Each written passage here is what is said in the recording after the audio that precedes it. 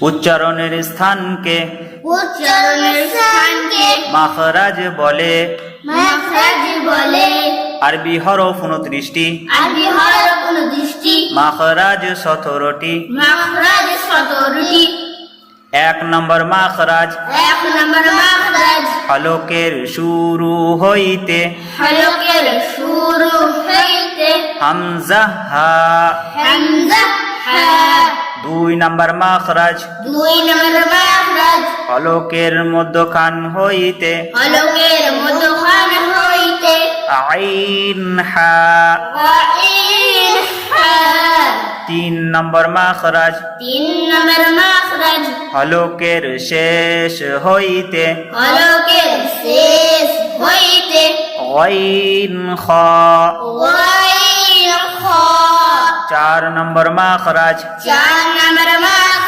জিহ্বার গোরা তার বরাবর উপরের তালুর সঙ্গে লাগাইয়া 2 নুক্তাওয়ালা কফ। 5 নম্বর মাখরাজ জিহ্বার গোরা থেকে একটু আগে বাড়িয়া তার বরাবর উপরের তালুর সঙ্গে লাগাইয়া মধ্যখান পেঁচানো কাফ। 6 নম্বর মাখরাজ জিহ্বার মধ্যখান তার বরাবর উপরের তালুর সঙ্গে লাগাইয়া জিম শিন ইয়া। 7 নম্বর মাখরাজ জিহ্বার গোড়ার কিনারা উপরের মাড়ির দাঁতের গোড়া সঙ্গে লাগাইয়া গদ।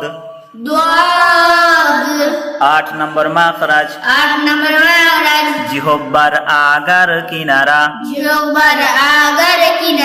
সামনের উপরের দাঁতের মাড়ির সঙ্গে লাগাইয়া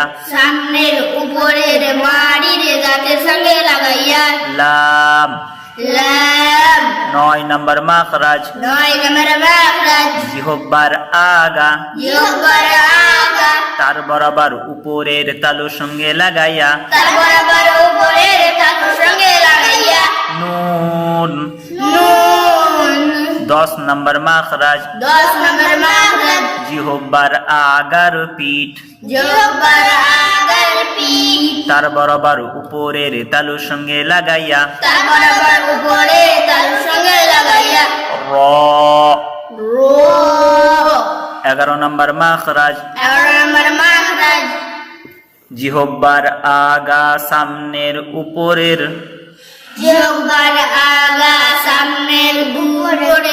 2 দাঁতের গোড়ার সঙ্গে লাগাইয়া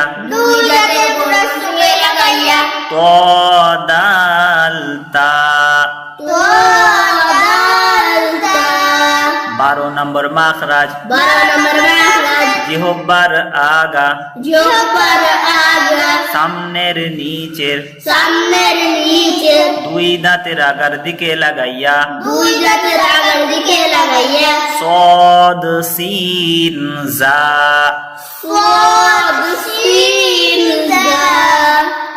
13 নম্বর মাখরাজ জিহ্বার আগা সামনের উপরের 2 দাঁতের আগার সঙ্গে লাগাইয়া গদ গাল সা গদাল সা।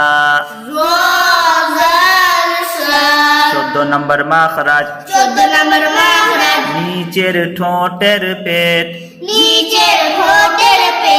সামনের উপরের 2 দাঁতের আগার সঙ্গে লাগাইয়া ফা। 15 নম্বর মাখরাজ 2 দুই ঠোঁট হইতে দুই ঠোঁট হইতে ওয়াও বা মিম ওয়াও বা মিম উচ্চারিত হয় উচ্চারিত হয় ওয়াও ঠোঁট গোল করিয়া ওয়াও ঠোঁট গোল করিয়া মুখ খোলা রাখিয়া মুখ খোলা রাখিয়া বা ঠোঁটের জিভ ভিজায় বা ঠোঁটের ভিজায় বা ঠোঁটের ভিজায় বা ঠোঁটের ভিজায় মিম ঠোঁটের শুকনা জায়গায় মিম ঠোঁটের শুকনা জায়গায় 16 নম্বর মাখরাজ 16 নম্বর মাখরাজ মুখের খালি জায়গা হইতে মুখের খালি জায়গা হইতে মদের হরফ পড়া যায় মধ্য হরফ পড়া যায় 17 নম্বর মাখরাজ 17 নম্বর মাখরাজ নাকের বাঁশি হইতে নাকের বাসি হইতে গুন্নাহ উচ্চারিত হয় গুন্নাহ